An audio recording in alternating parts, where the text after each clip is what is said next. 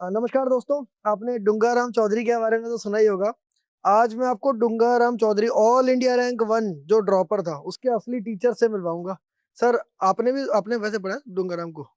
नहीं, मैंने नहीं पढ़ाया। मैंने जो है क्षितिकांत को पढ़ाया हुआ है। क्षितिकांत। AIR 1। तो सर का स्टूडेंट एक क्षितिकांत था जो कि AIR 1 था।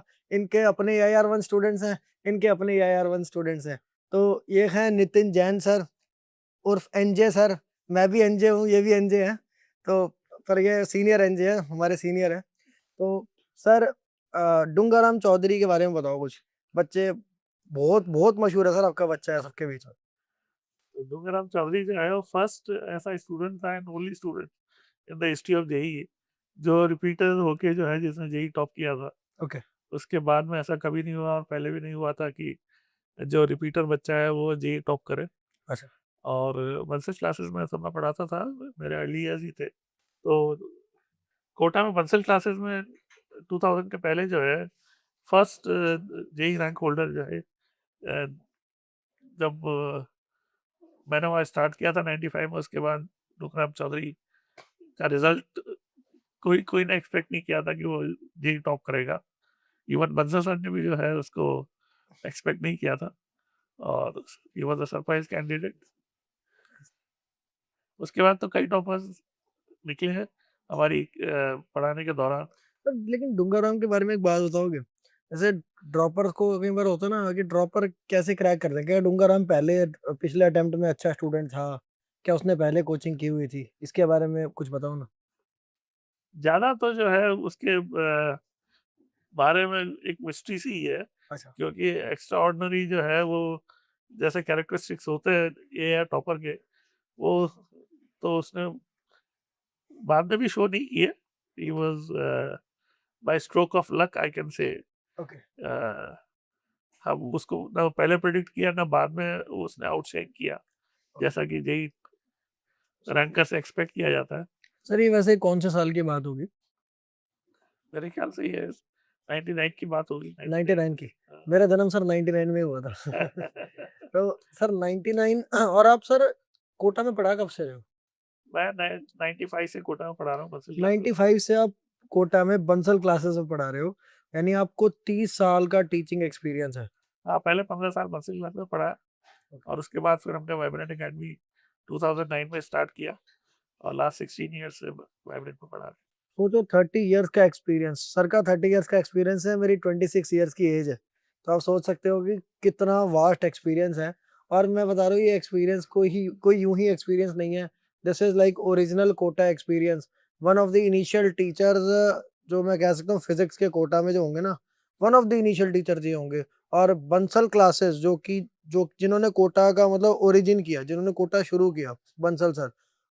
बंसल क्लासेस में पहले फिजिक्स फैकल्टी एनजे सर। और मैं जो है उसमें भी बड़ा प्राइड फील करता है। आई हैड द प्रिविलेज कि बंसल क्लासेस के जो बेस्ट ईयर्स थे वो हमने जो है वहाँ पे अच्छे बेस्ट रिजल्ट्स प्रोड्यूस किए। और कोटा में मेरे ख्याल से कोई भी टीचर ऐसा जो है रेयर अपॉर्चुनिटी जो मुझे मिली है वो और किसी टीचर को नहीं मिली है जिसने इतने टॉपर्स को गाइड किया, मेंटर किया हो। तो सर, जैसे आपने और एनके सर ने एंड फिर जो आपके 3 केमिस्ट्री के सर हैं, NA sir, MS Chauhan sir और वीके जायसवाल सर, तो और जैसे पीजे सर हो गए, तो आप लोगों ने जो जब वाइब्रेंट शुरू किया था, तो आपने सर उसके बाद भी मतलब मैं देख रहा था आपने काफी रिजल्ट, आपने हमेशा रिजल्ट प्रोड्यूस किए ही है। और आपका सिलेक्शन रेशियो भी बहुत ज्यादा है। तो सर, ऐसा बाकी कोचिंग्स को क्यों नहीं नसीब हो रहा है ऐसा? से मान लो हम दिल्ली में भी देखते हैं या और भी जगह देखते हैं, तो वहाँ सिस्टम में ऐसा क्या फ़र्क है जो यहाँ स्पेशल है वहाँ नहीं है? मैं तो कहूँगा कि हमारी जो हमने लेगेसी वहाँ से कैरी करी है बंसल क्लासेस से, 6 टीचर्स जो हमारे एचओडी थे, टॉप बैचेस पढ़ाते थे। तो वहाँ पे जो हमारे स्टूडेंट्स का हमारे को पढ़ाने का, ग्रुप करने का, अच्छे बच्चों को और जो है टॉप रैंक्स तक सक्सेस दिलवाने का जो वही इनवैल्यूएबल एक्सपीरियंस एक्सपीरियंस था, वही हमने वाइब्रेंट में फिलॉसफी रखी कि बच्चों को जो है स्पून फीडिंग नहीं करानी है और जेई एडवांस पे फोकस रखते हुए जो है अपनी मटेरियल को जो है डिलीवर करना है। सर क्या होता है स्पून फीडिंग, क्या होता है और क्यों नहीं करनी चाहिए स्पून फीडिंग? स्पून फीडिंग का जो है, जो ट्रेडिशनल वे है वो ये है कि भाई जो टीचर ने जितना दायरे में रहते हुए चीजों को क्लास में बताया, उसी से रिलेटेड मटेरियल जो है उनको घर पे करने को दिया। और घर क्लास में भी जो है वो याद करा करा के बुलवा बुलवा के जो है चीजों को रिपीटिशन मेथड, चीजों को उनको समझाने के बजाय और खुद से सोचने के बजाय याद करवाया। तो चीजों को जो याद करवाने का मेथड होता है, जैसे जो केमिस्ट्री में शायद थोड़ा सा वर्क कर सकता है, वो मैथ्स और फिजिक्स में जेई एडवांस में बिल्कुल काम में नहीं आता।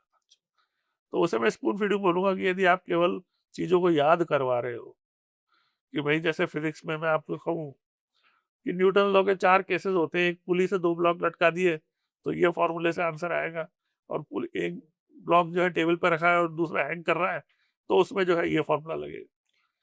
तो वो जो है दोनों के अलग अलग फॉर्मूले से आपने प्रॉब्लम को करा बच्चों को सिखाई, तो वो जेई की प्रॉब्लम नहीं कर पाएगा, क्योंकि अरेंजमेंट आएगा ही नहीं, अरेंजमेंट कुछ और आएगा।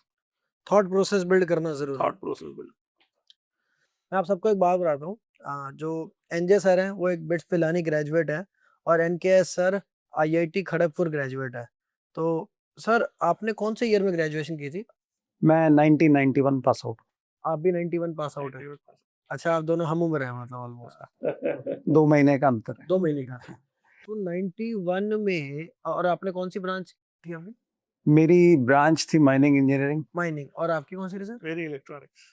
तो सर उस टाइम पे इंजीनियरिंग जो होती थी, आज से ये कब की 30-34 साल पहले की बात हो गई, उस टाइम की इंजीनियरिंग और आज की इंजीनियरिंग में क्या फर्क है? काफ़ी आजकल तो क्या है कि जो टेक्नोलॉजी का पूरा चेंज आ गया।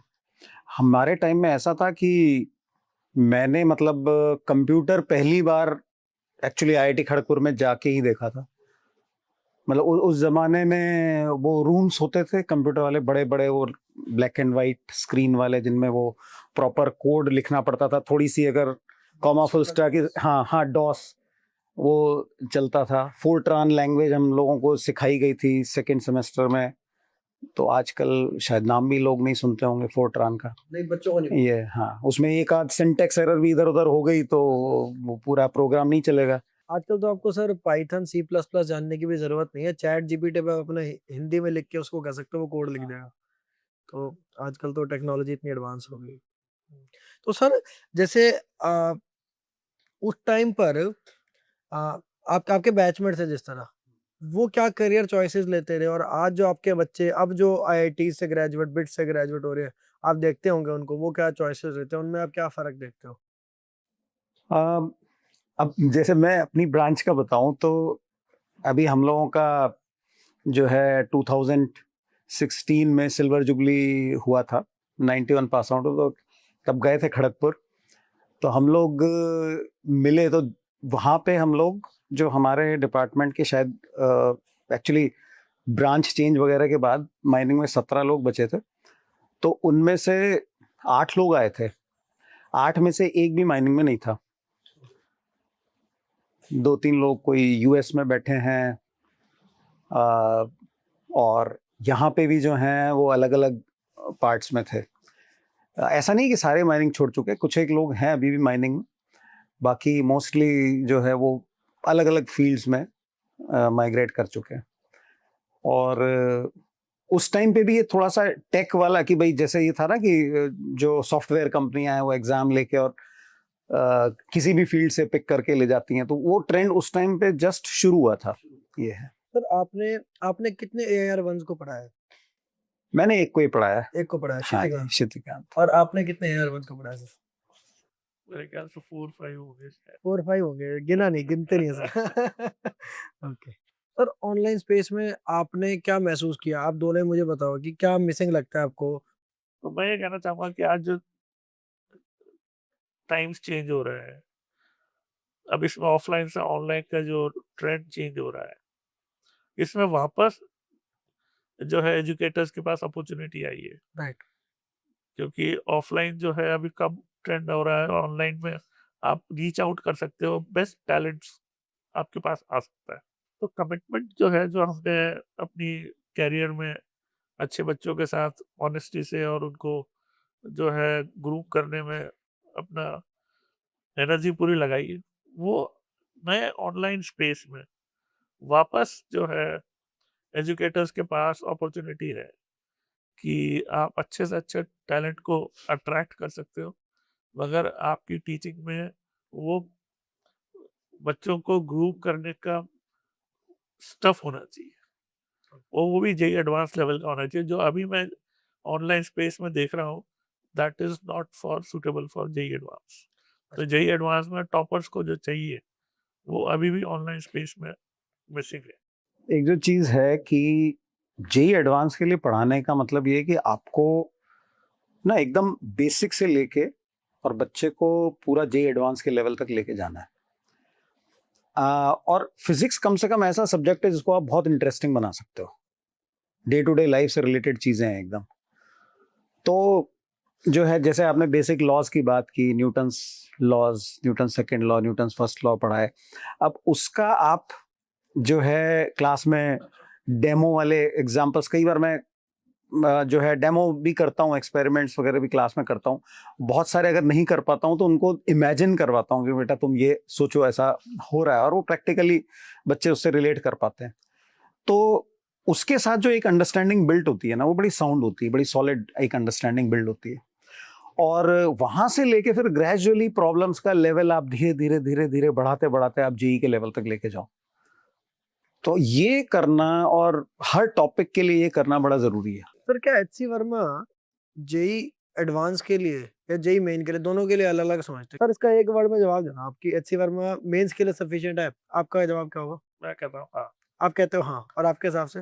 हाँ, maybe except some topics which may not be covered in HC, otherwise it is. और क्या एडवांस के लिए सफिशिएंट है? नहीं, नहीं है। ओके, आप बताइए। नहीं, नहीं है। तो सर का कहना है कि एचसी वर्मा मेंस के लिए मोर और लेस सफिशिएंट है और एडवांस के लिए सफिशिएंट क्लियरली नहीं है। तो सर थोड़ा बता सकते हो, एचसी वर्मा किताब बहुत मशहूर किताब है जेई के अंदर, तो ऐसा एचसी वर्मा में आज आज ऐसा क्यों कह रहे हैं लोग कि एचसी वर्मा सफिशिएंट नहीं है एडवांस के लिए? जेई एडवांस में कॉन्सेप्ट्स की मिक्सिंग के जितने प्रॉब्लम्स आते हैं वो उतने एचसी वर्मा में कवर्ड नहीं है। Variety of problems, patterns, problems के पैटर्न्स भी कवर्ड नहीं है। तो एक तो जेई बहुत इवॉल्व हो चुका है एडवांस, और एचसी वर्मा जो है वो ग्रेडेड प्रैक्टिस के लिए ठीक है इनिशिएट करते समय। तो उसमें सिंपल प्रॉब्लम्स पहले शुरू में आती है, फिर थोड़ी सी एडवांस होती है, बट टॉपिक्स के मिक्सिंग वाली प्रॉब्लम्स फिर भी एचसी वर्मा में लैक करती है। ओके, तो कह सकते हैं कि एचसी वर्मा एक नए बच्चे का इंटरेस्ट बनाने के लिए बहुत अच्छी किताब है, पर उसका लेवल आईआईटी तक ले जाने के लिए सफिशिएंट नहीं है। जेई एडवांस के लिए उसके लिए मतलब एडिशनल प्रॉब्लम्स की और प्रैक्टिस चाहिए। HC Verma no doubt excellent book है, बट नंबर ऑफ क्वेश्चंस उसमें रिलेटिवली कम है जो आप जेई सर एडवांस के कैसे लिए चाहिए। सजेस्ट करते हो बच्चों को कि एचसी वर्मा का बेस्ट यूज कैसे करें? शुरुआत के लिए, जैसे कोई कोई चैप्टर आप पहली बार पढ़ रहे हो, 11th का बच्चा है ना, तो शुरू में वो क्वेश्चंस करना काफी अच्छा है। उसमें जो ऑब्जेक्टिव क्वेश्चंस दिए हुए हैं वो बड़े कॉन्सेप्ट बेस्ड हैं। ऑब्जेक्टिव उनको 1, ऑब्जेक्टिव 2। हाँ, ऑब्जेक्टिव 1, ऑब्जेक्टिव 2 जो है, पर्टिकुलरली जो स्टेटमेंट वाले क्वेश्चंस हैं वो बड़ी जो है कॉन्सेप्ट खोलते हैं बच्चे के दिमाग। सर वो अब जो जैसे प्रोजेक्टाइल मोशन है, प्रोजेक्टाइल मोशन उतना वैरायटी के प्रॉब्लम एक्सरसाइज में ही हाँ, हाँ जी, वो इसीलिए मतलब it is a, you can say it is a necessary book but not sufficient. Necessary but not sufficient. ठीक। तो एचसी वर्मा में सर, जैसे मैंने भी एचसी वर्मा देखी है, तो उसमें जो ऑब्जेक्टिव 2 है ना, वो थोड़े ट्रिकी कंसेप्चुअल प्रॉब्लम्स है। उसमें क्या एमसीक्यूज होते हैं, कंसेप्चुअल होते हैं, उसमें न्यूमेरिकल नहीं है मेरे ख्याल। न्यूमेरिकल नहीं है, और जो लास्ट 10 क्वेश्चंस होते हैं न्यूमेरिकल्स में से, वो बढ़िया रहता वो है थोड़ा उसमें, टफ है रहता ना? है। पर ओवरऑल मतलब और भी प्रॉब्लम्स करने की जरूरत। जरूरत है जेई एडवांस तक जाने के लिए। सर बच्चे को ना एक कंप्लीट पैकेज चाहिए कि मैं इतना कर लूँ, मेरा जेई मेन कंफर्म हो जाए, मेरी रैंक आ जाए जेई मेन में, और फिर ऐसा ही एक पैकेज जेई एडवांस के लिए चाहिए। तो आप बता सकते हो कि आप दोनों मुझे एक बात बता दो कि बच्चा क्या क्या कर ले, यहाँ बैठा हो बच्चा, कि उसको सब हो जाए उसका मेंस में? मेरी ओपिनियन तो ये है, जेई मेंस तो आप बुक करके श्योर हो सकते हो। तो कौन सी बुक, जैसे कौन कौन सी बुक्स कर सकता है बच्चा? टॉपिक जो है फॉर्मूले वगैरह बेस्ड सिंगल कॉन्सेप्ट की प्रॉब्लम आते हैं जेई मेंस में। राइट। तो वो तो जो है आप एक अपना कोई भी एक बुक करके आप सेटिस्फाई हो सकते हो कि जेईई मेंस हो जाएगा। जैसे बतौर एग्जांपल कोई बुक्स बता सकते हो? नहीं, यदि आपका focus pure JEE JEE. Mains ही है तो एचसीवी इज गुड इनफ, और एनसीईआरटी जो है थोड़ा बहुत रेफर कर लें एचसीवी कर ली, एनसीईआरटी थोड़ी बहुत पढ़ ली, बस। बोर्ड के लिए पढ़ता है ये बच्चा, उतनी हाँ, पढ़ ली तकरीबन। बस एचसी वर्मा पढ़ ली। इससे जेईई मेंस हो जाना चाहिए। क्या क्वेश्चन प्रैक्टिस कुछ और अलग से करने की जरूरत है? यदि आप थोड़े पीवाईक्यूज प्रीवियस ईयर क्वेश्चन थोड़ा से कर लें तो आपका पैटर्न का आइडिया हो जाएगा, डिफिकल्टी लेवल का आइडिया हो जाएगा, बस फिर जेईई मेंस आराम से हो जाता है। एक्चुअली क्या है, आजकल प्रीवियस ईयर क्वेश्चन पेपर जब हम बोलते हैं तो एक एक साल के इतने सारे पेपर होने लग गए। राइट। साल में 2 बार जेईई होता है और हर बार में इतने सारे 8 10 12 सेट निकलते हैं। तो पिछले अगर 4-5 साल के ले लें पेपर, तो बच्चों के पास इतनी प्रैक्टिस है प्रॉब्लम्स की, जिसकी मतलब बहुत सॉलिड प्रैक्टिस है वो। तो यानी एक जेईई मेन का कंप्लीट पैकेज ये है कि एचसी वर्मा से सर थ्योरी एचसी वर्मा से पढ़ थ्योरी ली। एचसी वर्मा से सीखी जा सकती ओके, है। एचसी वर्मा थ्योरी पढ़ ली, इलस्ट्रेशंस एग्जांपल सब कर लिए, उसके previous year question previous year questions कर लिए। Additional practice. एचसी वर्मा के इवन जो सॉल्व्ड प्रॉब्लम्स हैं, और हम बच्चों को शॉर्ट आंसर वाले क्वेश्चंस भी कराते हैं जिनके आंसर पीछे नहीं दिए गए, तो even they are very useful. Sir मुझे आपका फिजिक्स का फेवरेट चैप्टर बताओ। चैप्टर या टॉपिक? चैप्टर बताना है तो रोटेशन। रोटेशन सर का फेवरेट चैप्टर है, रोटेशन। तो और आपका सर? हाँ, मैकेनिक्स में तो रोटेशन बेस्ट है, पर बाकी पूरी फिजिक्स में आप एक चैप्टर चूज कर सकते हो, अब आप बताओ। EMI, EMI. EMI easy monthly instalments. Electromagnetic induction. Electromagnetic induction. तो सर वो चैप्टर तो जैसे जैसे जब मैं देखता हूँ, वो तो एक छोटा सा चैप्टर है जो हमारे सिलेबस में आता है, और उसमें वो जनरली वो रॉड वाली प्रॉब्लम्स आती है, रेल्स पे चल रही होती है, वो स्लो हो गई या ये जनरली तो इतने में ही खत्म हो जाता है। वो आपका इतना फेवरेट क्यों है out of all the chapters? देखो, एक तो इलेक्ट्रिकल इंजीनियर हूँ मैं, अच्छा। तो वहां पर जो है इलेक्ट्रिसिटी प्रोड्यूस कैसे होती है वो तो ईएमआई में पता चलता हाँ जी, सही बात। है। तो उसका लाइफ में अंदर एप्लीकेशन बहुत ज्यादा है। ओके। तो सारे जो है जनरेटर्स है, मोटर्स है, तो इलेक्ट्रिसिटी का जो एप्लीकेशन है हमारी लाइफ में टेक्नोलॉजी के अंदर, वो ईएमआई से सीखने को मिलता है।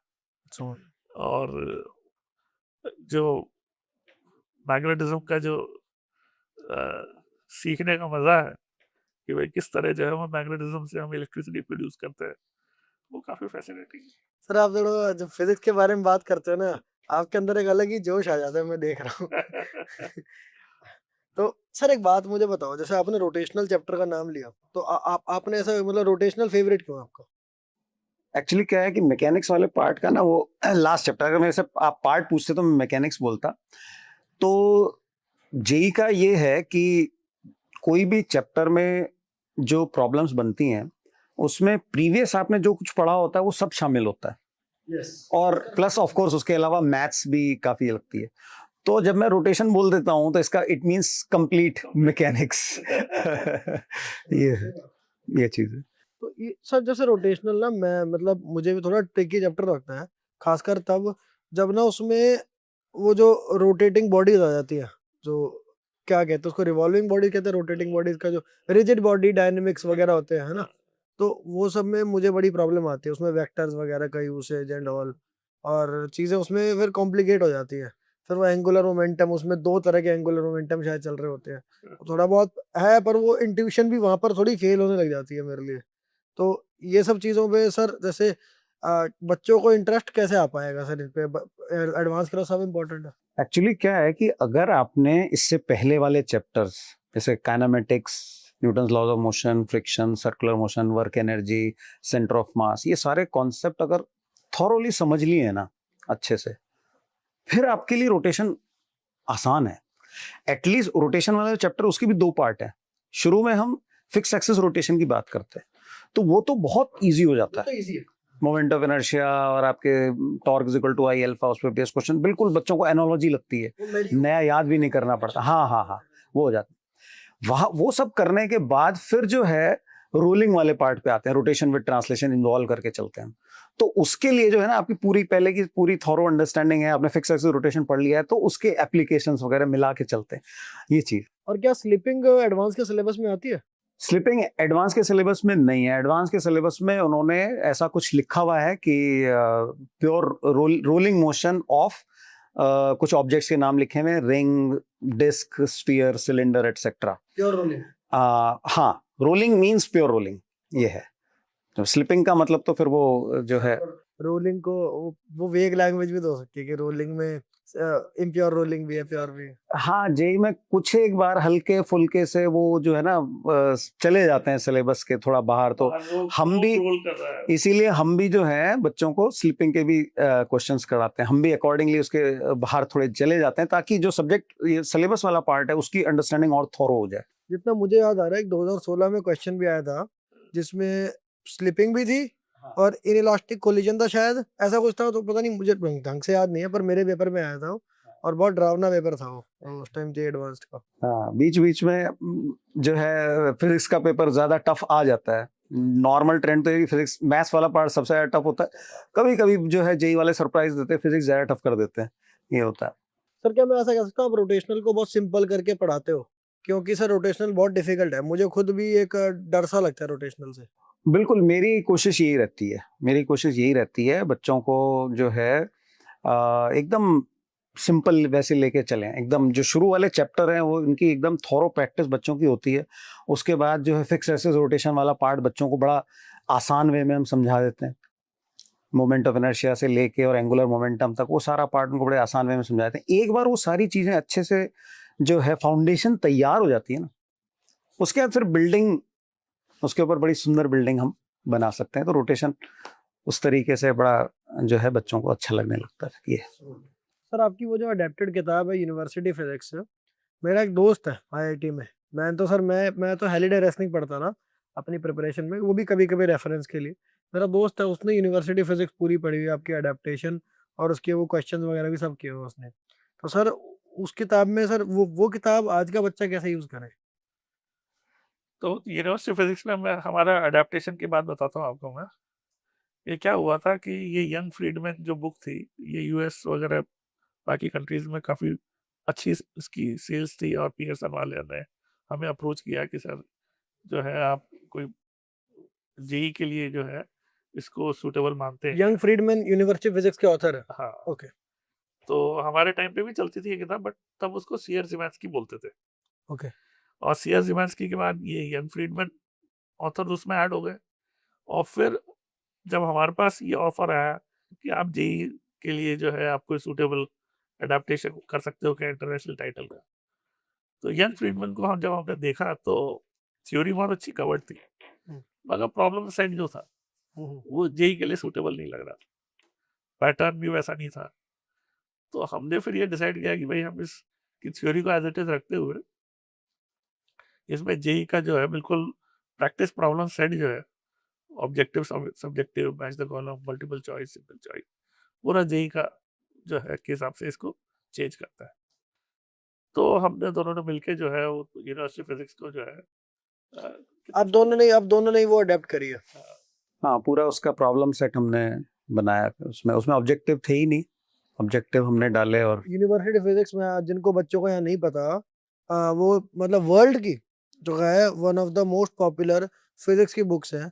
उसको दोनों सर्स ने, नील कमल सेठिया सर और NJ sir, Nitin Jain sir ने उसको अडेप्ट किया है इंडिया के जेई के स्टूडेंट्स के लिए। तो उसके बारे में हम बात कर रहे हैं। हाँ, आप कुछ कह रहे थे सर। हाँ, तो उसमें एक्चुअली ऑब्जेक्टिव वाला सारा क्वेश्चंस हमने ही डाले हैं। और उसके अलावा जो सब्जेक्टिव क्वेश्चंस हैं वो जे एडवांस के अकॉर्डिंग और इंडियन कंडीशंस के अकॉर्डिंग सूटेबल नहीं थे। उसमें बाहर वाले प्लेसेस वगैरह की रेफरेंस थी, तो उसमें हमने काफ़ी कुछ चेंज करके उसको जेई एडवांस के लिए सूटेबल बनाया। ये था। सर जो बच्चे इस पॉडकास्ट को देख रहे होंगे, उनको सर आप अपने एक्सपीरियंस से कुछ टिप्स दो ना, जिससे मतलब एक आपके बच्चे रहते होंगे पास्ट में भी जिन्होंने जिनको चैलेंज आ रहा होगा फिजिक्स में, तो आपने बच्चों को किसी चैलेंज में देखा होगा और तब आपने बताया हो कि ऐसे करो और वो ठीक हो गया हो।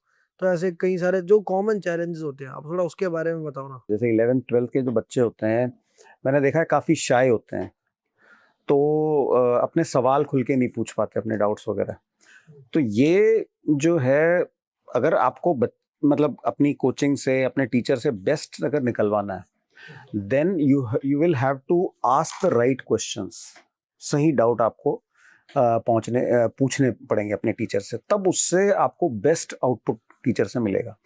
मैं बहुत बार बच्चों को ये भी सजेस्ट करता हूँ कि तुम अपने जो होमवर्क तुमको प्रॉब्लम्स करने के लिए दिए हैं वो तो है ही, अपने होमवर्क का एक पार्ट खुद के लिए ये रखो कि ये प्रिपेयर करो कि मेरे को नेक्स्ट क्लास में ये पूछना है। पिछले जो लेक्चर है उसमें मुझे जो चीज़ें नहीं समझ में आई उससे रिलेटेड मुझे क्या क्वेश्चंस पूछने हैं, वो क्वेश्चंस लिख के प्रिपेयर करो। अगर तुम हेजिटेंट हो तो क्लास में तुम्हें मतलब बोलने की भी जरूरत नहीं, जस्ट रेज योर हैंड, मैं अपने आप पूछूंगा ये चीज़ है। कई लोग ये बोल नहीं पाते, आवाज़ नहीं निकल रही, कोई हाथ उठा दो, हाथ तो सबके काम कर रहे हैं। इसमें मैं ये ऐड करना चाहूंगा कि भाई एक पीयर ग्रुप होता है जो कि हो सकता है ऑनलाइन ऑनलाइन में जीरो है वो। वो जो है मिसिंग एलिमेंट है अभी।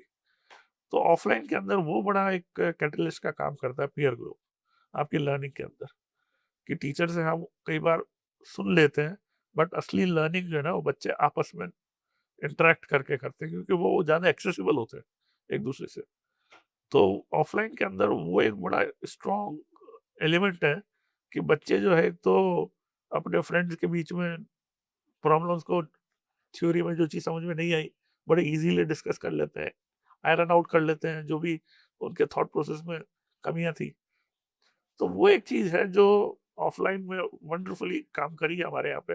बच्चे एक दूसरे से डिस्कस। एक दूसरी चीज जो मतलब फिजिक्स से पर्टिकुलरली रिलेटेड है, अभी एक्चुअली पॉडकास्ट से पहले आपका एक वो मैं वीडियो देख रहा था, नोट से रिलेटेड, शायद 3 साल पुराना है, तो वो थोड़ा मेरे से रेजोनेट भी करता है। क्योंकि क्या है कि फिजिक्स में हम लोग भी नोट्स को बहुत ज्यादा इंपॉर्टेंस नहीं देते। आज आप नोट्स को इम्पोर्टेंस दे रहे हैं भाई। सुन लो यार, देखो कोटा के ओरिजिनल टीचर कह रहे हैं कि नोट्स वगैरह बेकार है। हाँ जी, नहीं ऐसा नहीं कह रहे, पर ठीक है। मेरे कहने का मतलब ये है कि जितनी इंपॉर्टेंस शायद केमिस्ट्री में नोट्स की होती है उतनी फिजिक्स में तो नहीं होती। कम से कम आपको ऑफ कोर्स कॉपी लेके बैठना है क्लास में, जो चीजें हो रही है नोट कर, लेकिन ये है कि नोट डाउन करने के प्रेशर के चक्कर में आप चीजें मिस कर जाओ, कॉन्सेप्ट मिस कर जाओ, ऐसा नहीं होना चाहिए। ऐसा नहीं, तुम जगह छोड़ दो बकायदा, कोई दिक्कत नहीं है। अगर तुम्हें मतलब चाहिए ही कि भाई सारा कुछ मेरे पास लिखा हुआ होना चाहिए, जगह छोड़ दो। क्लास के अंदर उस प्रेशर में मत आओ कि मेरे को सारा लिखना है, सारा नोट डाउन करना है, समझने पे ध्यान दो। मैंने सर यही उसमें जब बोला भी था ना, ये बोला था कि तुम ना मतलब लिखने के चक्कर में अगर तुमने कॉम्प्रोमाइज किया सुनना, तो वो सबसे बेकार चीज है। मतलब you are just copy pasting board से सब कुछ। क्या इस चीज के लिए तुम all the way to Latur से कोटा या दिल्ली या पटना आए हो? मतलब इस चीज के लिए आए हो? तो वो मेन चीज तो है, वो टीचर यहाँ आया है और आप यहाँ आए हो और उसको सुनना, उससे बड़ा कुछ नहीं है। उससे बड़ा कुछ भी नहीं। और वो सुन लोगे, प्रोसेस कर लोगे, बाकी सब चीजें तो बुक में भी लिखी होती है। बुक में लिखा होता है। मैं तो बच्चों को कहता हूँ सर हेडिंग लिख लो, हेडिंग का तो फॉर्मूला लिख लो, बाकी कोई वर्किंग वगैरह लिख लो। कभी अगर टीचर कह रहे हैं कुछ चीजें होती हैं जैसे डेफिनेशंस होती हैं, वो तो हम बकायदा डिक्टेट करवाते हैं। अब डिक्टेट करवाते हैं, लिखो, आराम से लिखने के लिए बोल रहे हैं, ये चीज है ऐसा। सर डेफिनेशंस का आप मानते हो कि महत्व होता है फिजिक्स के अंदर? In fact definitions are more fundamentals than formula. ये मैं क्लास में लेता हूँ ये चीज।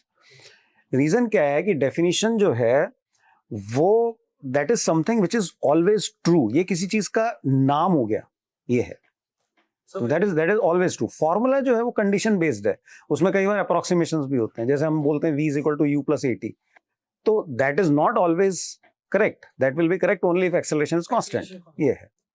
जबकि acceleration is equal to rate of change in velocity, that is always true, that is definition. Sir मैं भी यही मानता हूँ कि ना, मेरे साथ एक लड़का हुआ करता था जेई प्रेप में। वो क्या कहता रहा, मैं उसको बोलता रहा कि तुझे रेजिस्टेंस पता क्या होता है? वो कहता है यार ऐसे डेफिनेशन वगैरह याद नहीं करता, मैं क्वेश्चन कर लेता हूँ। तो मैंने कहा लेकिन तुझे रेजिस्टेंस पता ही नहीं है क्या होता है, तो ये सब करने का पॉइंट क्या है? मैं तो सर मैं हर जो टॉपिक होता था ना, उसके डेफिनेशन को बहुत तवज्जो देता था। और आज भी मेरे को ना दिल से वो डेफिनेशन है दिमाग में। आप मेरे से बेशक कोई भी डेफिनेशन पूछ लो आज भी सर, मैं तो आपको कह रहा हूँ, आप मुझे कोई भी डेफिनेशन अभी पूछ लो चाहे। मैं कह रहा हूँ कि आपकी जो इतनी बढ़िया जेई रैंक आई है ना, उसका राज यही है कि आपने डेफिनेशंस पे ध्यान दिया है। क्योंकि जेई एडवांस वाले जो है ना वो बेसिक्स पे जाते हैं, ये चीज। जितना आप डेप्थ में जाओगे उतना आप ऊपर भी जाते हो, राइट? ऐसा तो आपसे एक डेफिनेशन पूछते हैं एवरेज वेलोसिटी। एवरेज वेलोसिटी, हम फॉर्मूला तो ये कहते हैं कि total displacement upon total time.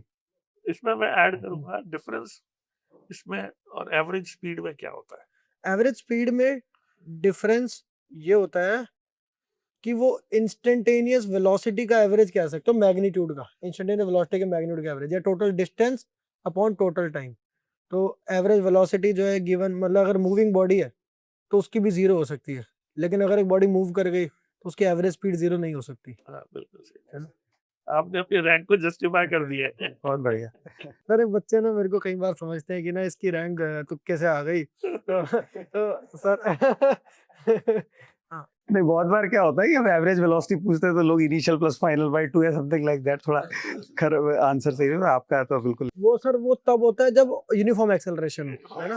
Right, right. Sir और भी सवाल पूछ रहे हैं सर, मजा आ रहा है थोड़ा सा। हाँ हाँ हाँ। मेरे से आप कुछ भी फिजिक्स के सवाल मतलब मैं भी देखता हूँ मेरे को कितना याद है आज। भाई कुछ भी बता रहा हूँ, कुछ भी स्क्रिप्टेड नहीं है सच में। हाँ सर, आप बोलो प्लीज। हाँ जी।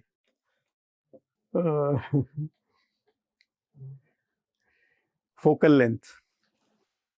Focal length of a lens, okay, of a mirror. Mirror. तो मिरर का फोकस डिफाइन किया जाता है बाय अ पॉइंट, क्योंकि ये होते हैं कनकेव मिरर्स या कन्वेक्स मिरर, स्फेरिकल मिरर्स होते हैं, और इन पे अगर कोई लाइट रे अगर इन्फिनिटी से आ रही होती है और एक्सिस के क्लोज होती है, तो लाइट रिफ्लेक्ट होकर, सारी रेज रिफ्लेक्ट होकर एक पॉइंट से पास करती है, वो होता है फोकस। उस पॉइंट का डिस्टेंस फ्रॉम द पोल कहते हैं शायद, उसको फोकल लेंथ कहते हैं।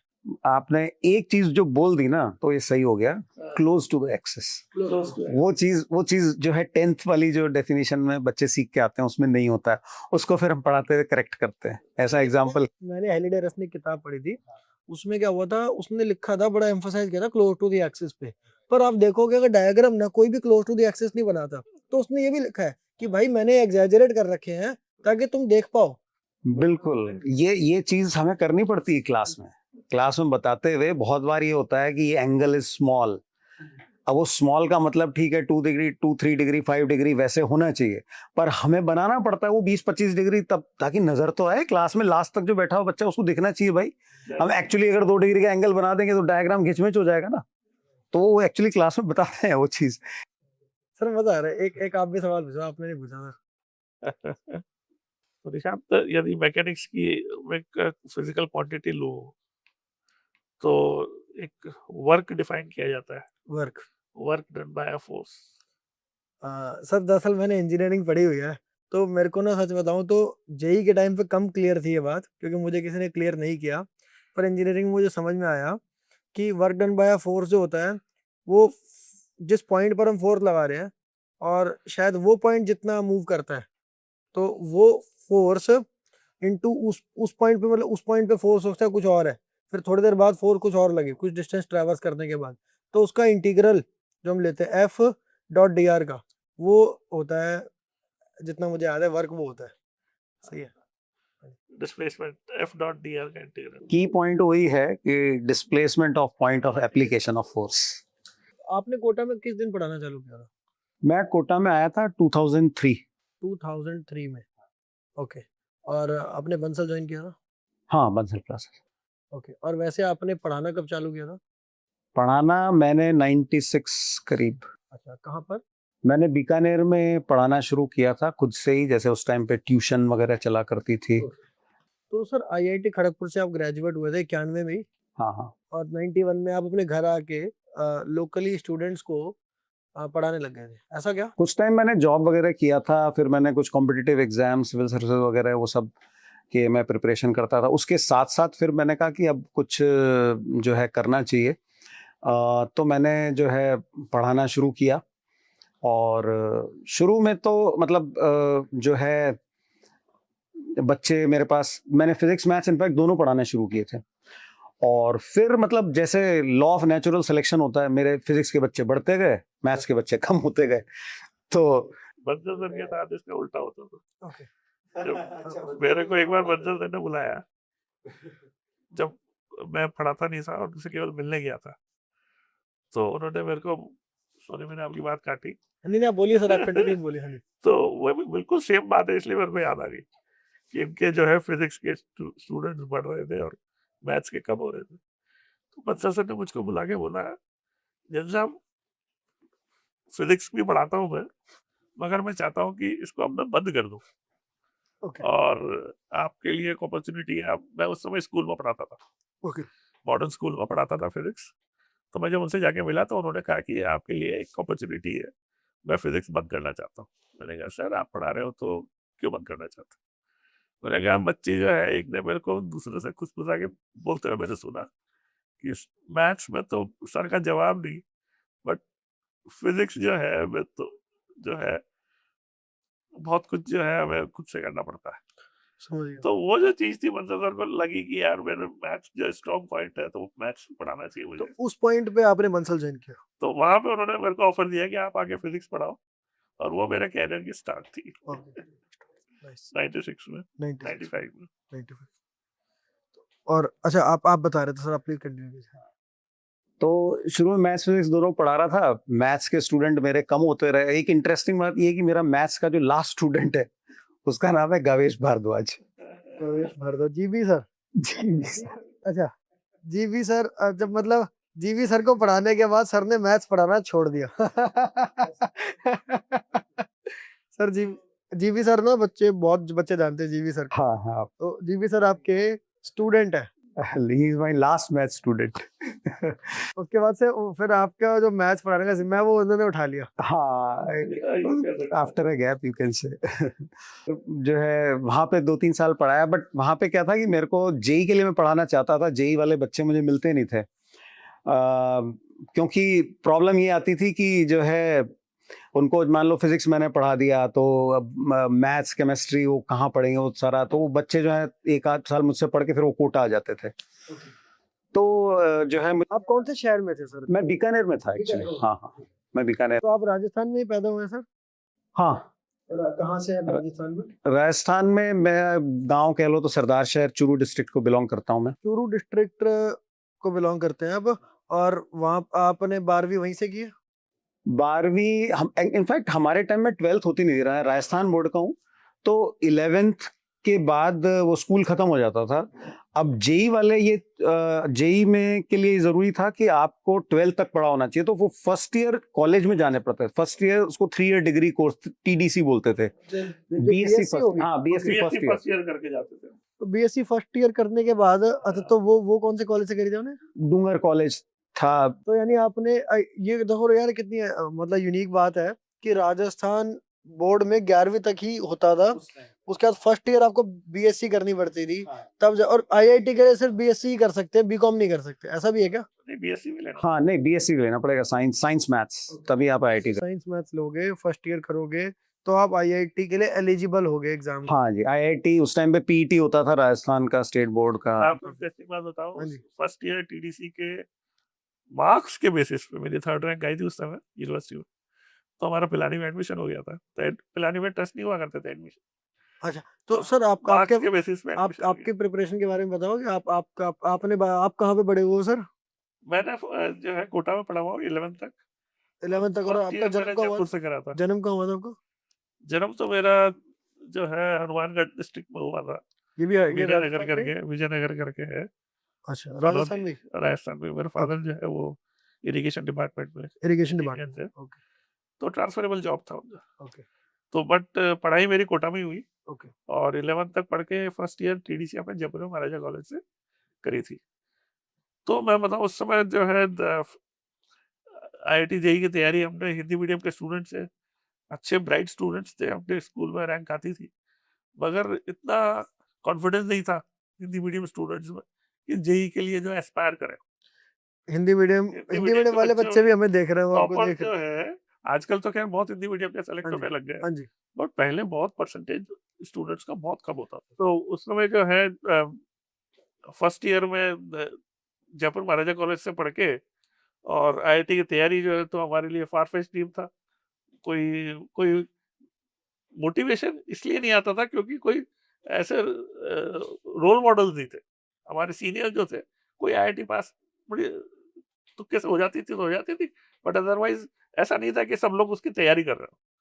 तो पीईटी हमारा बस वो था कि एम था पीईटी देंगे और ऐसा के कॉलेज में एडमिशन ले स्टेट एग्जाम देंगे, स्टेट एग्जाम देंगे। स्टेट कॉलेज में। वो ये मेंढक की जैसे होते वही थे। के मेंढक। मेरे को 10th क्लास की पास करने के बाद 10th का एग्जाम देने के बाद उसके रिजल्ट के बाद मेरे को आईआईटी की एग्जिस्टेंस का पता चला। तो आप दोनों ही पीईटी को ही टारगेट रखे। हाँ, पीईटी टारगेट। और पीईटी की भी एलिजिबिलिटी है कि फर्स्ट ईयर बीएससी करना है। ओके। तो हम स्कूल के टॉपर हुआ करते थे और ब्राइट स्टूडेंट्स थे, बट एस्पायर नहीं करा जेई के लिए हमने तो। आप कभी कोटा से पहले मिले हो, मतलब 11वीं 12वीं टाइप्स में कभी कोटा में मिले हो? नहीं, हम मिले तो कोटा भी आके हैं। जब मैं बंसल में पहले से थे। मैं जो है फिटजी में दिल्ली में होता था। फिर जी दिल्ली में था, कौन सी ब्रांच में? 19 टू 2003।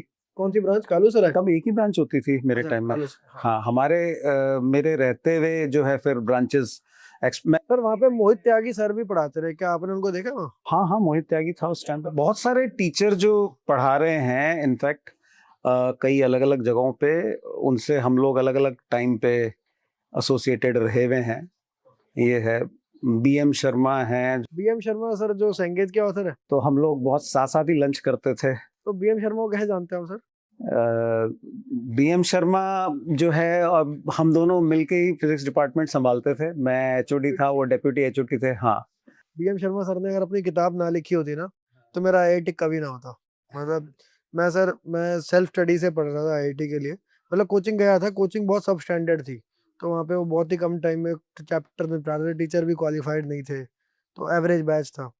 लेकिन वहाँ पे मुझे ना बल्कि एक डल से बच्चे ने एक मुझे सेंगेज की किताब दिखा दी, बीएम शर्मा। मैंने कहा यार इसमें तो सब कुछ लिखा हुआ है, ये तो बहुत ओवरलोडेड किताब है। पर वो ओवरलोड मेरे लिए वरदान था, क्योंकि उसमें मुझे किसी पे जाना ही नहीं पड़ा। हर चीज़ का सॉल्यूशन उसी में था, हर चीज़ की एक्सप्लेनेशन उसी में थी। तो उस वजह से मैंने वो पूरी किताब पढ़ दी। और मेरे सर फिजिक्स में 78 नंबर आए थे 124 में से इन 2016, जो कि एक अच्छा स्कोर था। मतलब एक, और मेरे लिए तो बहुत अच्छा स्कोर था। मैं बीएम शर्मा सर से मतलब कभी मिलना चाहता हूँ लाइफ में। और एक जी तेवानी सर हैं, जी तेवानी सर की भी मैंने किताब पढ़ी थी। आप कुछ कह रहे थे सर? तो वो है जैसे बीएम शर्मा, डीसी पांडे जो हैं वो मेरे साथ ही सेम डे हम लोगों ने फिटजी ज्वाइन किया था। अब ये बात और है कि वो 4 महीने में अलग निकल गए। मैं 4 साल तक रहा फिटजी में। तो उस टाइम पे पुराने काफी लोग होते थे। ओके। और फिर आप फिर बीकानेर गए? फिर कोटा आया, मतलब दिल्ली से बीकानेर से बीकानेर मैंने 2-3 साल पढ़ाया वही ट्यूशन वगैरह पे, जहाँ मेरे को उतना अच्छा लगा नहीं। फिर मेरे पास ऑफर कोटा से भी था उस टाइम पे भी, और जो है दिल्ली से भी था। मुझे उस टाइम पे दिल्ली ज़्यादा अट्रैक्टिव लगा। मैं वहाँ गया, 4 साल था। तो 3rd ईयर, तीसरे साल के बाद में मुझे एचओडी बना दिया गया था वहाँ पे, जो एचओडी फिजिक्स। तो लेकिन एचओडी बनने के बाद फिर मुझे मज़ा नहीं आने लगा था, क्योंकि टीचिंग से हटा के ना मुझे दूसरे टाइप के कामों में, मीटिंग वगैरह ये सब में उलझा दिया गया था। तो मुझे जमा नहीं। अच्छा, आपको मतलब सिर्फ आपको टीचिंग, प्योर टीचिंग पसंद आती है? मुझे फिजिक्स में इंटरेस्ट था। सर कल एमएस चौहान सर से बात हो रही थी, तो उसमें वो ना कहते हैं कि एक ज़माना था जब बंसल सर की डायरी होती है एक, और उसमें वो ना कॉन्सेप्ट्स लिखते रहते थे फिजिक्स के, कि क्या आप कैसे पढ़ाओ बच्चों को। आज जो है टीचर की डायरी में ना ये लिखे होते हैं कि कोचिंग में कितने बच्चे जुड़े, कितना कितना पैसा बना। तो आपको वो एडमिन वर्क और वो सब में बिल्कुल इंटरेस्ट नहीं था? हाँ, मैं अच्छा उस टाइम अपन टीचर्स की बात कर रहे थे, तो बाय द वे ये एमएससी सर और अवस्थी सर, जायसवाल सर, ये सब लोग उस टाइम पे फिटजी में मेरे जूनियर होते थे। वे आजकल मेरे को चिढ़ाते हैं, देखो कि इनकी क्या ग्रोथ हुई, हमारी क्या ग्रोथ हुई, आज हम इनके बराबर है, पर उस टाइम पे एचओडी होते थे। तो ये है, वो अलग टाइम था। सर जैसे आप लोगों ने तो किया और ये कामयाब भी हुआ वाइब्रेंट, पर मतलब मेरे ख्याल में दिल्ली में भी ना एक जैसे केवीएन नाम से कोचिंग शुरू हुई थी। वो मतलब सर शुरू तो हर चीज़ छोटी होती है, और आपका आपने भी सर हम्बल स्टार्ट किया होगा, और आज सर वाइब्रेंट इतना बड़ा एक ब्रांड है। तो ऐसे हमारे यहाँ पे जो टॉप कोचिंग्स हैं उसके एचओडी छोड़ के और एक कोचिंग बनाते रहे, पर वो ना हमेशा फ्लॉप होती थी। ऐसा अमूमन आपने भी शायद यहाँ कोटा में देखा। कोटा में तो ये ट्रेंड मैंने जब से आया हूँ तब से मैंने देखा था। हर साल 2-3-4-5 नए उगते थे और कुछ एक बंद होते थे। हर साल का ये ट्रेंड देखा है मैंने। बहुत कम ही रेयर इंस्टीट्यूट सरवाइव कर पाए, उनमें से एक हमारा है। तो हमारी जो हम्बल बिगिनिंग की आपने बात की, तो जब हमने जो है एडमिशन वगैरह अनाउंस किया अपना, तो हमारे पास कोई बिल्डिंग भी नहीं थी। नितिन जैन सर के घर में एक नींबू का पेड़ होता था, तो सर्दी का मौसम था, उसी के नीचे आधी धूप आधी छाया में वहीं पे हम बैठ के जो है बच्चों को फॉर्म वगैरह बांट रहे थे। तो वहाँ से शुरुआत की है। फिर बाद में हमने फिर ऑफ कोर्स किराए की एक बिल्डिंग ली और उसमें जो है थोड़ा शुरू किया, बच्चों को जाके दिखाते थे वगैरह। तो हमारे बारे में बट क्रेडिबिलिटी थी हमारी, तो बच्चे बहुत आ गए थे। हाँ। फर्स्ट डे में ही 3000 स्टूडेंट जो है डे 1 पे 3000 मैं बताऊं, जो 3000 अपने फॉर्म बिके थे, 100 रुपए का फॉर्म अलग बात होती है, बच्चों की खरीद का ये लेकिन एडमिशन होने में इतना आसान नहीं था। एडमिशन हम जो है 800 बच्चे टारगेट कर रहे थे, तो वो उतने ही हुए थे, और वो भी 2 हफ्ते के बाद जाके हुए थे। एक बात है पर सर, जो मैंने यहाँ देखा है वाइब्रेंट में कि ना यहाँ पर जैसे सर ने भी एक बात बोली, पर आपने कहा कि कहीं लोग उसको गलत ना समझ ले, तो आपने एक्यूरेट बात ही बताई, वरना तो आप वहाँ पे भी छोड़ सकते थे। तो ये जो है ना, मैंने कल के भी पॉडकास्ट में देखा कि यहाँ पे हाइप बनाने का कल्चर नहीं है, जो जेन्युइन है, जो एक्चुअल है, उसी की बात होती है। और जो सोशल मीडिया है, वहाँ पर क्या है कि एक्चुअल कुछ है और लोग दिखाते हैं उसको 100 गुना बढ़ा के। तो यहाँ पे ये बहुत मुझे हर जगह दिखा, ये बहुत इससे ट्रस्ट बहुत बनता है मेरा। हाँ, नहीं वो नेचर में ही नहीं है, मतलब जो है जैसा है ठीक है। अब फिजिक्स पढ़ाते हैं तो उतनी सब कुछ लॉज के हिसाब से चलना चाहिए। ऑनेस्टी जरूरी है। कल सर भी बता रहे थे कि आपने जिन रैंकर्स को पढ़ाया, हाँ, उन्होंने आपको बहुत चैलेंज में थ्रो किया आपके ऊपर चैलेंजेस बहुत सारे, बिल्कुल और उन चैलेंजेस ने आपको ग्रो किया इन 30 सालों में। क्या क्या बिल्कुल ये सच है एकदम? आप बिल्कुल बिल्कुल वैसे ये सोचना चाहिए कि 100%, बिल्कुल। हमने जो सीखा है वो बच्चों को पढ़ाने की जो हमें अपॉर्चुनिटी मिली, और उसको हमने अपने ईमानदारी से उसको हैंडल किया। ब्रश असाइड नहीं करा, बच्चे को अंदर अपना इंप्रेशन जमाने के तरीके से नहीं पढ़ाया है। सर, जहाँ पे पता है ये बहुत जो ओरिजिनल और ऑथेंटिक एजुकेशन होती है वो ऐसी ही हो पाती है। मतलब आज के ज़माने में तो सर मैं देखता हूँ कि ऑनलाइन में टीचर्स बहुत बड़े-बड़े क्लेम करते हैं कि जैसे कि पेपर जो है उनके क्वेश्चन उनकी बुक से आया, हाँ, बिल्कुल। क्वेश्चन उन सर, या इस तरह के क्लेम करते हैं कि वो कोई भी क्वेश्चन कर देंगे। तो जो कि सर प्रैक्टिकली पॉसिबल नहीं है। वहाँ पे सर मतलब और होता भी नहीं है, कई बार बच्चा लेके जाता है क्वेश्चन नहीं क्लिक करता टीचर को भी। और आप में सर आप इतने मतलब आपके तो बच्चे इतने सारे रैंकर, मतलब मेरे को सर बता रहे थे कि सर कि 100 में से आप कई-कई साल तक आपने 30% अंडर 100 रैंकर्स, 30% वाइब्रेंट के या आप लोगों के स्टूडेंट्स हैं। तो ये आप इसके बावजूद भी कहते हो कि यार हमें नहीं पता होता, तो हम उसमें कह रहे थे हमें यहाँ तक पता है, हम इस पे रिसर्च करके आएँगे, सोच के आएँगे, किताबें छानेंगे। तो ये बहुत बड़ी बात होती है। और सर कहीं न कहीं जब टीचर, मैंने भी ऐसा देखा है, मैं एक बहुत खराब कोचिंग में जाता था और वहाँ पर जब मैं सवाल पूछता था टीचर से, तो वो ना या तो कह रहे थे ना सिलेबस के बाहर है, या वो कुछ खिचड़ी बना के पहले सॉल्यूशन देखते रहे, मतलब आंसर, और फिर खिचड़ी बना के भी बना देते रहे। और सर बच्चा बेवकूफ़ नहीं होता। कम से कम मैं तो नहीं था, और मुझे दिखता रहा कि यार ये तो ना कुछ भी कर रहे हैं। तो वहाँ पे सर वो कहीं न कहीं एक रिस्पेक्ट भी लूज़ होती है, ट्रस्ट भी लूज़ होता है टीचर पे। और फिर मैंने डाउट्स पे फिर मैंने गिव अप कर दिया कि भाई डाउट्स पूछूँगा ही नहीं मैं।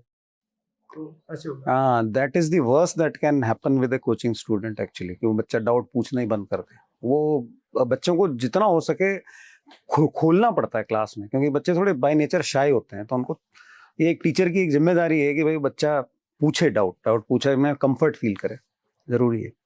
एक बच्चा है जो अभी 12th क्लास शुरू करने वाला है और 11th उसकी ख़ास नहीं है फिज़िक्स में। तो क्या उसको 12th में समस्या आएगी? और समस्या मिनिमाइज़ हो सके, ऐसे वो क्या-क्या बहुत ही मिनिमम, मतलब बिल्कुल लीस्ट इतना कर ले कि उसकी समस्या वो ना आए 12th में? क्या ऐसा आप कुछ बता सकते हो चैप्टर्स और भी कुछ स्ट्रैटेजी? मेरे ख्याल से मैकेनिक्स जो है जो थोड़े बेसिक्स हैं एचसीवी से, यदि वो ठीक-ठाक है उसके, तो 12th आराम से वो इंडिपेंडेंटली कर सकता है। नहीं, क्वेश्चन आपका बहुत अच्छा है, बहुत रिलेवेंट है। कई बच्चों के साथ ऐसा हो जाता है। तो जो है हम एक चीज़ तो ये करते हैं कि हम पढ़ाने में ना हम ज्योमेट्रिकल ऑप्टिक्स से स्टार्ट करते हैं बजाय कि इलेक्ट्रोस्टैटिक्स के, क्योंकि इलेक्ट्रोस्टैटिक्स वाला जो पार्ट है ना वो पूरा 11th की मैकेनिक्स से रिलेटेड है। तो हम ज्योमेट्रिकल ऑप्टिक्स से स्टार्ट करते हैं, तो उसमें बच्चा एक 12th में थोड़ा कंफर्ट लेवल फील करता है और उसको एक टाइम भी मिल जाता है। तो जैसे सर जो आप अभी बच्चों को लेक्चर्स पढ़ाओगे ऑनलाइन, इसके अंदर आपका पहला 12th का चैप्टर होगा ज्योमेट्रिकल ऑप्टिक्स। हम्म। उसका एडवांटेज क्या है कि बच्चे को ना 11th की किसी भी पार्ट की जरूरत नहीं है। वो एकदम स्क्रैच से 11th के शुरू में भी एक तरीके से ज्योमेट्रिकल ऑप्टिक्स को स्टार्ट कर सकते हैं। ओके। ये चीज ज्यादा उससे लिंक नहीं है, सिंपल ये है। हाँ, तो उस टाइम में क्या है कि बच्चा जो है खुद अपने से बेसिक उसको हम गाइडलाइंस दे देते हैं कि बेटा आप HCV के क्वेश्चंस अटेम्प्ट करना शुरू करो, जो भी तुम्हारे खासकर सिर्फ मैकेनिक्स वाले पार्ट के, क्योंकि मैकेनिक्स जो है ना वो कोर है। मैकेनिक्स को समझे बिना आप इलेक्ट्रोमैग्नेटिज्म में अच्छा नहीं कर सकते। क्योंकि वर्क के एनर्जी के अब जब पोटेंशियल पे आ जाते हैं तो वर्क से रिलेटेड है सारी चीजें, इलेक्ट्रिक फील्ड है, फोर्स से रिलेटेड है, फ्री बॉडी डायग्राम यहाँ पे भी बनाना पड़ेगा आपको, सारी चीजें हैं। तो इसलिए जो है बच्चे के पास एक टाइम मिलता है, और बच्चे को जो है वो उसने एटलीस्ट HC वर्मा का कम से कम जो है ये मैकेनिक्स वाला पार्ट उसने अगर तैयार कर लिया ठीक ठाक, तो फिर ठीक है, फिर उसका एक 12th में ना कंफर्ट लेवल आ जाए। सर जैसे अभी हम मार्च के अंदर बिल्कुल हम खत्म करने वाले हैं मार्च को, और अप्रैल में 12वीं शुरू हो जाती है बच्चों की, तो बच्चों में उतना समय तो अब नहीं बचा है। अब इसमें क्या आप और मैं बैठकर, मतलब सम टाइम लेटर, लाइक 1-2 दिन के अंदर आप और मैं बैठे और हम एक बार ना वो माइक्रो टॉपिक्स की लिस्ट बना लें, मान लो आप और मैं, और अगर किसी तरह उसको हम लेटर से 8 घंटे में, यानी मान लो 4-4 घंटे के 2 लेक्चर्स हो गए, हम उसको अगर सर मतलब आपसे रिक्वेस्ट के तौर पे भी कहना चाहता हूँ कि क्या वो टॉपिक्स आप मेरे चैनल पर बच्चों को लाइव पढ़ा सकते हो? क्योंकि अगर आप वो कर दोगे ना तो बच्चों को एक रहेगा कि वो लेक्चर देख लिया, तो आगे वो पढ़ पाएँगे अपना जो 12वीं है। क्या ये आप कर पाओगे? यूजुअली हम जो है जैसे 1.5 घंटे की क्लास के होती है हमारी, यूजुअली तो यही होता है। उतनी लंबी क्लासेस हमने मोस्टली ली नहीं है, बट ऑफ कोर्स इतनी लंबी क्लास होगी तो नेचुरली ब्रेक तो लेना ही पड़ेगा।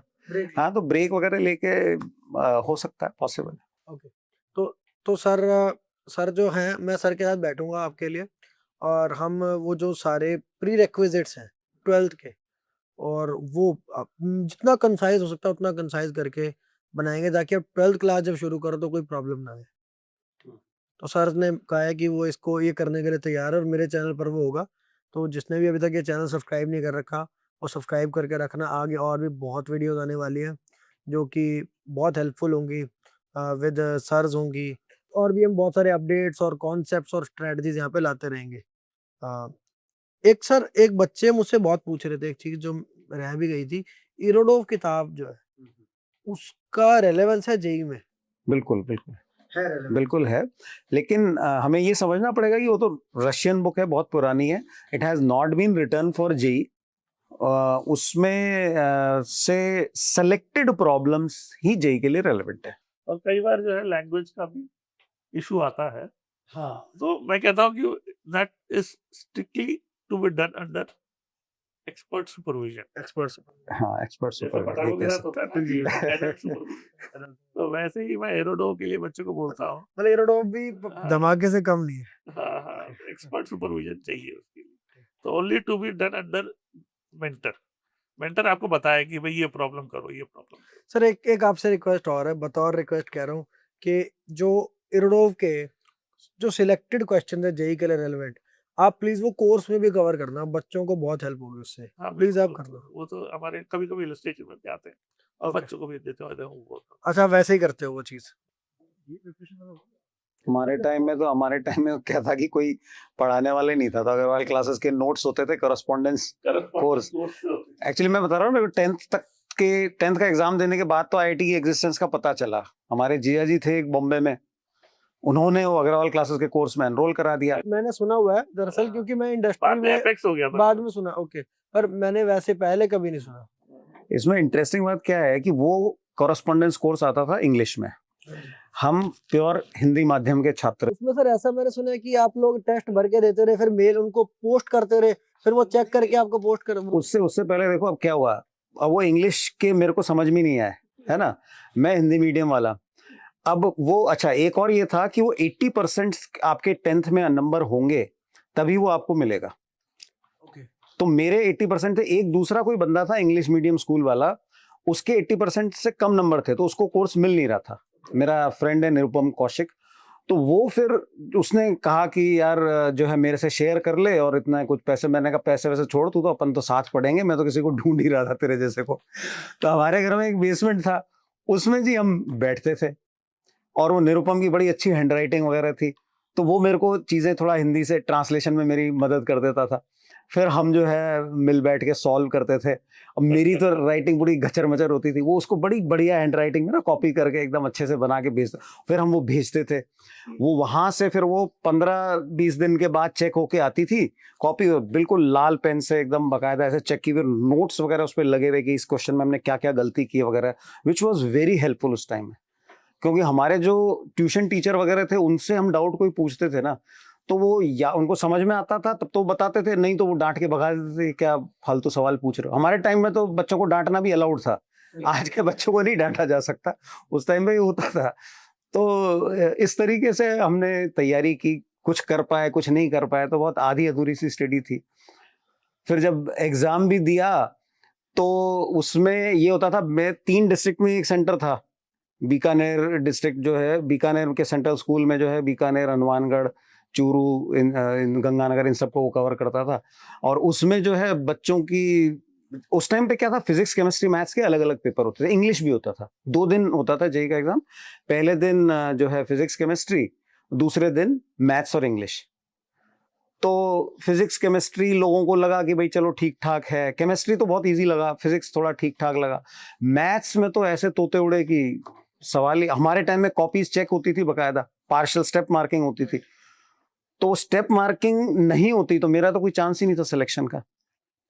वो स्टेप मार्किंग में जैसे तैसे करके क्वेश्चन बने पूरे हमारे, ये था उस टाइम में और आज के टाइम में तो नॉलेज को एक्सट्रैक्ट और एब्जॉर्ब करने का तरीके में बिल्कुल जमीन आसमान का अंतर हो गया बच्चों के लिए। मैं तो सर एक चीज़ ये देख रहा था कि सर के पास सर हिंदी मीडियम के है, और उसके बाद इन्होंने मतलब एक लोकल जुगाड़, एक अपॉर्चुनिटी पैदा कर ली अपने लिए कि एक इंग्लिश मीडियम का बंदा जो है उसको एक रेलेवेंट सिचुएशन में देखा, उसके साथ पढ़ लिए, इंग्लिश उसकी नॉलेज इस्तेमाल कर ली, पैकेज अपना उसको दे दिया, और फिर वहाँ से बढ़ करके इन्होंने आईआईटी खड़गपुर में एडमिशन लिया।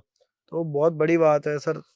तो सर आपके रिजल्ट को लेके भी कुछ स्टोरी थी, मैंने सुना है कभी। वो यूं हुआ कि ना, मतलब हम लोग 1 महीने के बाद पीटी का एग्जाम होता था, तो पीटी का एग्जाम हम दे रहे होते थे, उस टाइम पे जेई का रिजल्ट आया, तो मैंने तो देखने का कष्ट ही नहीं उठाया, क्योंकि जेई का रिजल्ट देखना भी बड़ा कष्ट का काम था। और सर ऐसा भी था क्या कि क्या ही कर लेंगे देख के, ऐसा? हाँ, ऐसे मेरे को चांस ही नहीं था, मैथ्स के पेपर मेरा इतना बिगड़ा था कि मुझे ज्यादा उम्मीद नहीं थी। दूसरा वो जो पेपर, एक पायनियर नाम का पेपर होता था, जो कि पूरे बीकानेर में एक वो लाइब्रेरी होती थी, उसके अंदर आता था। तो एक बंदा था जो इंग्लिश मीडियम का, उसको ज्यादा इंटरेस्ट था इस चीज में, तो वो उसको लेके घूम रहा था पेपर की क्लिपिंग को लेके कि भाई ये जो है एक बंदे का तो किसी का सिलेक्शन हुआ है इस सेंटर से, कौन है कौन है। तो हफ्ते भर बाद उसने मेरे को ट्रैक किया। अच्छा, आपने छोड़ दिया रिजल्ट, कोई और आके आपको बता रहा है? 1 हफ्ते के बाद तो ये फिर बाय पोस्ट, खैर वो 15-1 दिन में आ गया लिफाफा उनका रिजल्ट वाला। सर इसमें मतलब आपका तो देखो कितना ही, क्योंकि आपकी एज, आपका जो टाइम था वो इन्फॉर्मेशन का टाइम नहीं था। मैं 2016 में मेरा रिजल्ट आया था, मेरी भी रिजल्ट की एक स्टोरी है। जब मैं मतलब क्या होता है, आंसर की वगैरह ना पहले ही आ जाती है, आप घर आओ उससे पहले आंसर की आ जाती है, पेपर 2 से पहले, और पेपर 2 खत्म होता है इतने में पेपर 1 की आंसर की आ जाती है एडवांस की। मैंने घर पे आके अपने मार्क्स कैलकुलेट किए, ऑलमोस्ट मेरे 220 223 नंबर दिखा रहा था।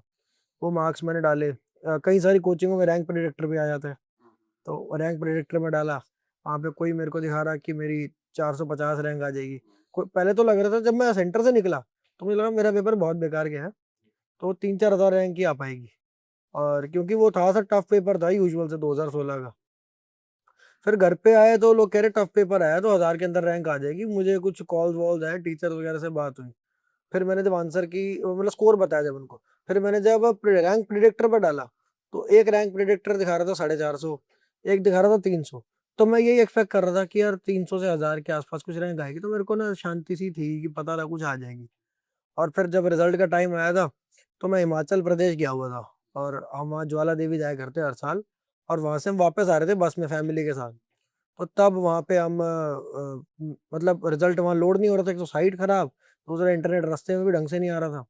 तो किसी दोस्त को रोल नंबर भेजा, फिर उसने फोटो खींच के व्हाट्सएप करी, और व्हाट्सएप पे वो लोड हो रही थी, लोड हो रही हुई नहीं वो, फिर उसने फ़ोन पे बताया भाई 247 दिखा रहे हैं यहाँ पे। तो फिर मेरे पापा ने फिर से पूछा कि पक्का ये फाइन, क्योंकि मैंने कई रैंक बता चुका था उनको अब तक, 700 450, कहते पक्का है? मैंने कहा हाँ ये पक्का है। फिर सब जो है कह रहे, फिर उन्होंने सबने बोला कि हाँ बहुत बढ़िया, हमारी जो तीर्थ यात्रा थी वो सफल हो गई और माता रानी की कृपा हो गई। तो मेरे मेरे रिजल्ट की भी एक ये स्टोरी थी। जेई रैंक की बात चल रही है तो मैं थोड़ा सा एक पॉइंट क्लेरिफाई करूंगा। मैं क्या, पहले ब्रांच का जिक्र हुआ था ना, हाँ जी। तो उससे हो सकता है कि मेरी जेई रैंक लोग जो है 8,000 10,000 सोचने लगे। अच्छा। हमारे टाइम में एक्चुअली क्या है कि 2200 ही सीटें होती थी, 5 ही आईआईटी थे, ओके। तो मेरी 1720 है रैंक एक्चुअली। आपके 1720 रैंक थी जी। ओके, और आपके टाइम पर 2200 सीटें होती थी टोटल आईआईटी हाँ में। 5 ही आई 5 आईआईटी थे, जो ओल्ड आईआईटीज कहते ओल्ड आईआईटी बिल्कुल। हैं। ओल्ड ही थे उस टाइम, न्यू था ही नहीं। हाँ हाँ हाँ, रुड़की अलग कॉलेज हुआ करता था, ये रुड़की का अलग एग्जाम होता था, आईआईटी खड़गपुर उसमें मेन कॉलेज होगा, सबसे बड़ा, सबसे पावरफुल कॉलेज, सबसे जो जिसमें से सबसे बड़ा भी, सबसे ज्यादा ब्रांचेस। हाईएस्ट कट ऑफ उसी की जाती होगी, आईआईटी खड़गपुर की, राइट? नहीं ऐसा तो नहीं है, ऐसा तो नहीं है। उस टाइम पे कानपुर ज्यादा पॉपुलर था, पर वो सब कानपुर सीएस बड़ी वो थी, पहला आईआईटी खड़गपुर। और फिर ये न्यू आईआईटीज की तरह दिल्ली, बॉम्बे ये सब बने होंगे, और फिर बाद में रुड़की आया होगा। तो आपका 5 आईआईटीज हो गए, दिल्ली, बॉम्बे, कानपुर, खड़गपुर और चेन्नई, मद्रास। उस टाइम मद्रास, मद्रास आईआईटी तो मद्रास ही है, आईआईटी का नाम तो मद्रास ही है। तो ये 5 आईआईटीज थे आपके टाइम पर, और आपकी 1700 रैंक थी। 1720। 1720, 1720, नाइस।